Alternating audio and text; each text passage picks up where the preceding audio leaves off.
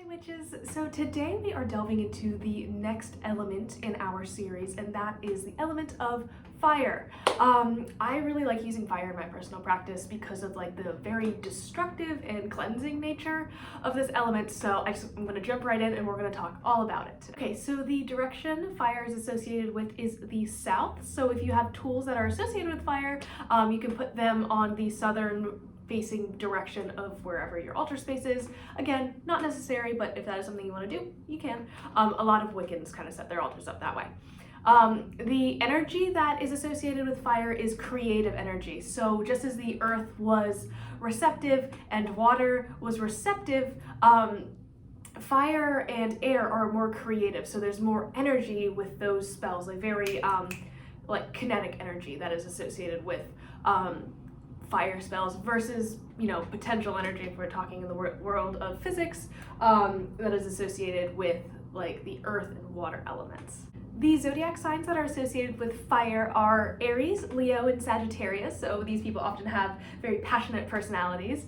The tools that are associated with fire are the athame, which is a double-edged ritual knife. It's often in the shape of like a triangle. It kind of looks like a sword or something, or you could even use a sword. Some covens and traditions do use a sword instead of an athame, but that is used for creating a circle and directing energy. So athames are really cool. I'm still on my hunt for my obsidian athame. I think they're really neat and I really want one for my practice.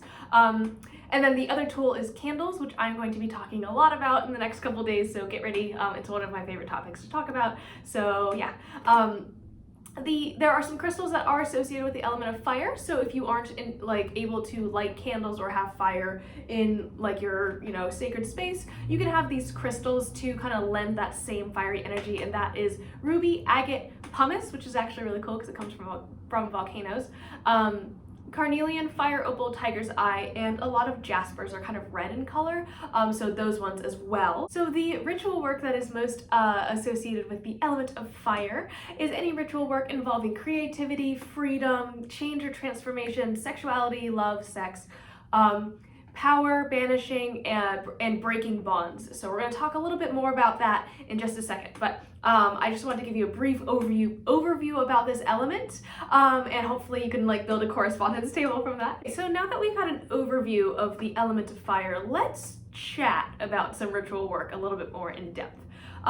So the first work that I want to talk about is transformation, and to me, the element of fire is really like the element of change or transformation. Heat turns coal into diamonds, or fuels a fire to change the temperature in a room. In Magick, fire can release our intent into the universe, taking it from the physical plane into the astral one. And this is done via smoke or air magic, which we will talk about next week. It can transform herbs into a beautiful incense smoke or a steam if you are making a simmer pot. Fire is movement, and using it in your craft can really bring that like electric energy into your ritual working and into your life.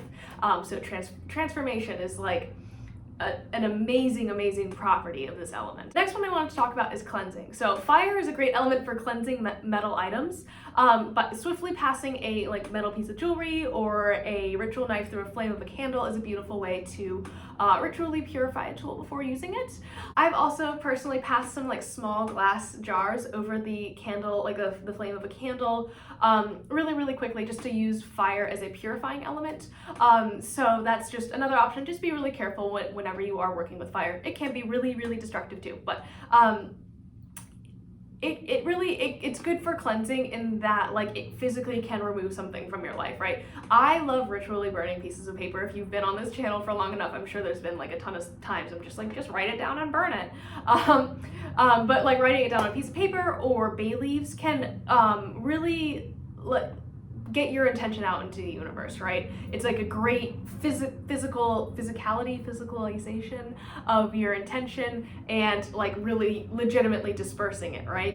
When you have your piece of paper or your bay leaf, and you are ritually burning it with the intent to cleanse yourself of this thing, right? The fire physically eating away at it and destroying it is a great physicalization of your magical act. So that's what I mean by it is cleansing. Next ritual magic that I want to talk about that fire really lends itself to is breaking bonds, right? So we've all seen people on TV like dramatically burning like pictures of their exes or whatever. or even done it ourselves. And while this is like a relatively like mundane action, it can be magically charged. I love employing fire magic when it comes to like cleansing oneself like at the end of a relationship or a friendship or any other severing of bond, maybe between a workplace or something. There's something about seeing something that you once held like sacred or like special being reduced to ash and scattered to the wind that really puts a like finality into a working for me.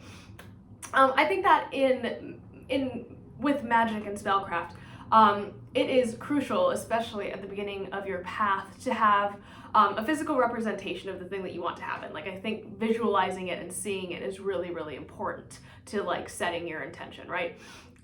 This to me sort of like anchors the magic in the physical plane. And like when you recall this physical act of magic, you are reminded of your intention, and therefore that solidifies it further, if that makes any sense to anybody. Like, yes, I did this thing and I still intend it to be as such. And this is the reason why. So, you know, I really like the physicality of fire magic, and if you are a beginner starting with spellcraft, sometimes a candle spell is like a really great intro to like big working. The final thing I wanted to talk about in conjunction with fire magic is holiday celebrations. So a lot of witches, including myself, and essentially all Wiccans, I believe, really follow the wheel of the year, and 4 out of the 8 total holidays are referred to as fire festivals. No, it's not just a scam for rich people, it's like a real thing, I promise. I'm talking about Imbolc, Imbolc. I am talking about Imbolc, Beltane, Lammas, and Samhain. So any of the 4 holidays that aren't necessarily aligned astrologically with anything like the solstice or the equinox, right? So pagans who celebrate these holidays know that these celebrations really center around fire as a element, you know, within the symbology or symbolism of the holidays and the reason that they're celebrated. They're fire festivals, right? So there are often bonfires or candlelit rituals, and a fire-based deity is sometimes involved, specifically with like Brigid during Imbolc. So yes, fire magic is used a lot in conjunction with candle magic, which I'm going to be going to like in depth tomorrow, which is why I'm briefly mentioning it now, because I don't want you guys to think I forgot. We're doing a whole really long video about that tomorrow. I hope this video helped you get a feel for fire magic, and as always, if you have any questions at all, I am always happy to answer them, and I will see you guys tomorrow when we talk about candle magic. Bye.